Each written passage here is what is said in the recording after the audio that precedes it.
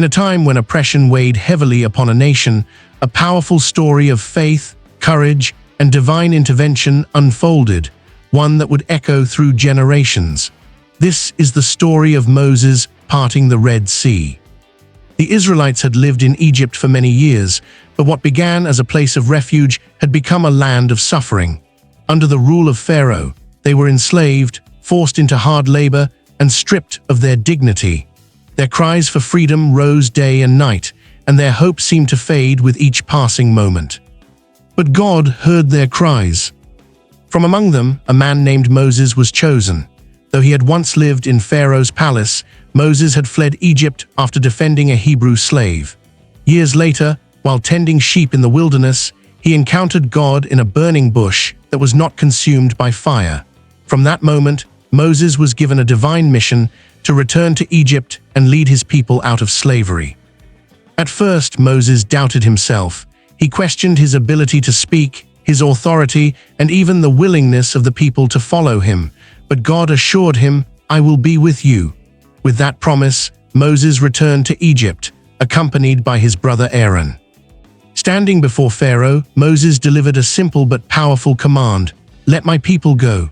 But Pharaoh's heart was hardened. He refused, again and again, even as devastating plagues struck Egypt, rivers turning to blood, darkness covering the land, swarms of locusts, and more. Each plague demonstrated God's power, yet Pharaoh resisted. Finally, after the 10th and most devastating plague, the death of the firstborn, Pharaoh relented.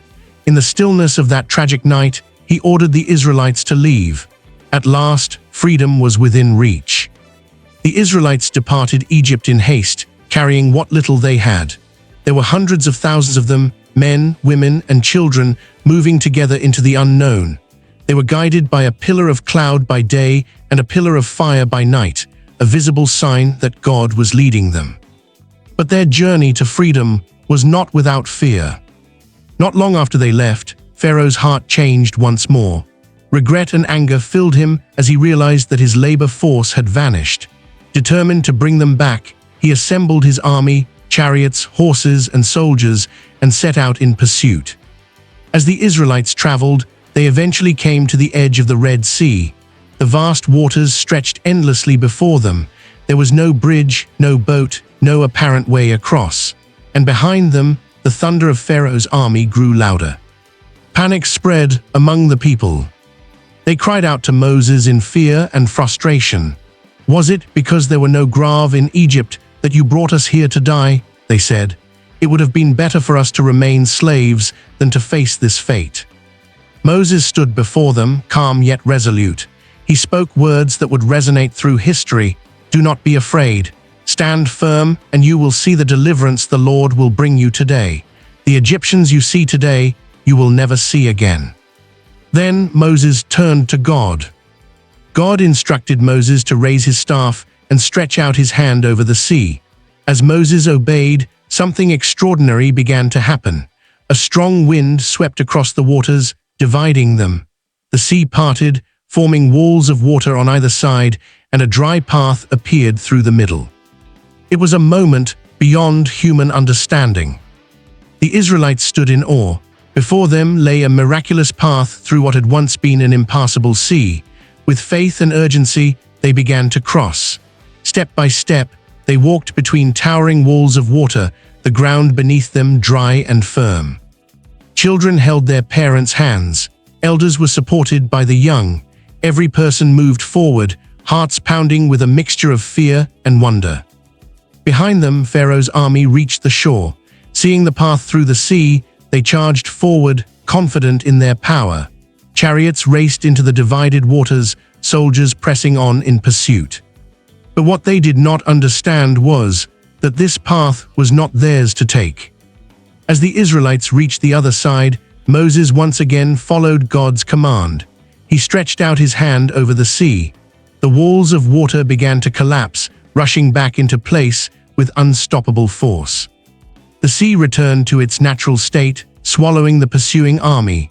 Chariots were overturned, horses swept away, and soldiers lost beneath the waves. By the time the waters settled, the threat was gone.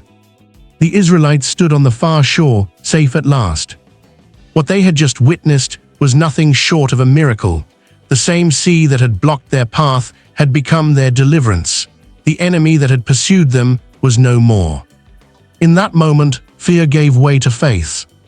The people looked to Moses with newfound trust, but more importantly, they recognized the power of God. They understood that their freedom was not just a result of circumstance, but a divine act of salvation. In response, they broke into song.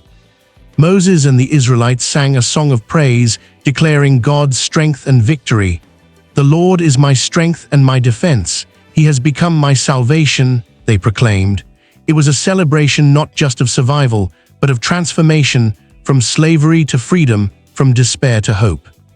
Miriam, Moses' sister, took a tambourine and led the women in dance.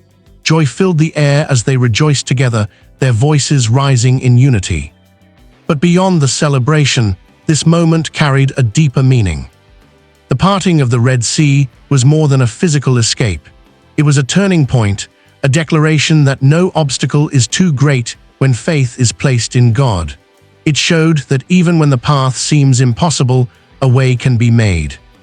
For the Israelites, this event became a foundation of their identity. It was a story passed down through generations, a reminder of who they were and what God had done for them. And for us today, it remains a powerful symbol. There are moments in life when we find ourselves standing at the edge of our own Red Sea, facing challenges that seem insurmountable, with no clear path forward. Fear whispers that there is no escape, that we are trapped. But the story of Moses reminds us to stand firm. It teaches us that even in our darkest moments, we are not alone, that faith can open doors where none seem to exist, that courage, combined with trust, can lead to miracles. Moses himself was not a perfect leader. He doubted, he questioned, and at times he felt overwhelmed. But he chose to obey, he chose to trust in something greater than himself. And through that trust, an entire nation was set free. As the Israelites continued their journey beyond the Red Sea, they would face many more challenges: hunger, thirst, uncertainty. Their faith would be tested again and again, but they would always carry with them the memory of that miraculous crossing. A reminder that the same God who parted the sea would guide them through the wilderness. So as you reflect on this story, consider what it means for your own life. What is the Red Sea you are facing today?